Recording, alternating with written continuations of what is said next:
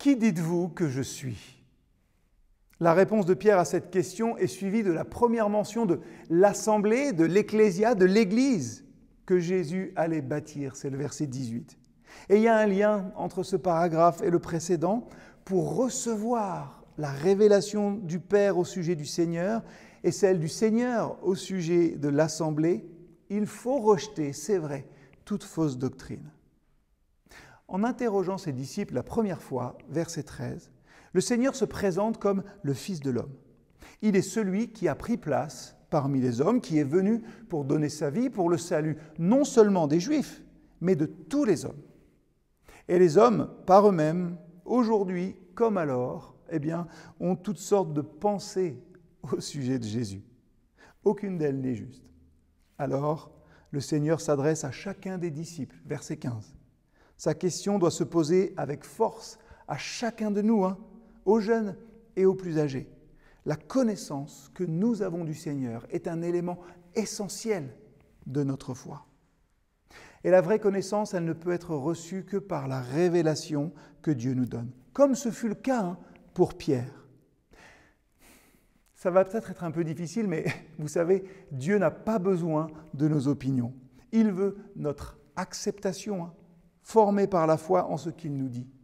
Job a dit « Je sais que mon Rédempteur est vivant ». L'apôtre Paul a dit « Je sais qui j'ai cru ». Ce qui peut nous préserver finalement du danger des fausses doctrines, c'est d'ajouter entièrement foi, constamment, à la révélation de Dieu. Dans le chapitre 14, au verset 33, vous verrez que tous les disciples qui étaient restés dans la barque confessent que le Seigneur est le Fils de Dieu. Ici, Pierre reçoit cette merveilleuse révélation. Il peut affirmer au verset 17 « Tu es le Christ, le Fils du Dieu vivant ».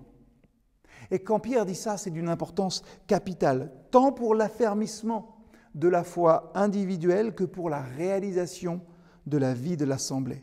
Chaque croyant doit être convaincu de cette réponse. Tu es le Christ, le Fils du Dieu vivant. Et on ne peut en être convaincu que par la foi. La confession de Pierre ne provient ni d'une pensée personnelle, ni d'une émotion. Elle n'est pas là ni par la chair, ni par le sang. Jésus lui dit que cela lui a été révélé par le Père qui est dans les cieux. Tu es le Christ.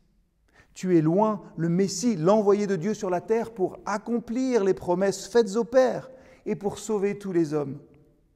Ces mots, on les retrouve aussi en Marc 8, en Luc 9, le Christ de Dieu.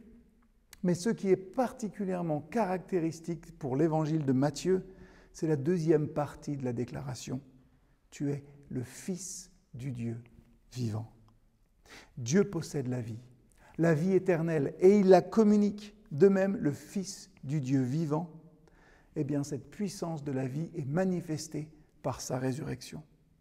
Chaque fois qu'une personne reçoit Christ, c'est à la suite d'une révélation directe par laquelle Dieu lui a ouvert les yeux de son cœur pour qu'elle voie la vérité spirituelle.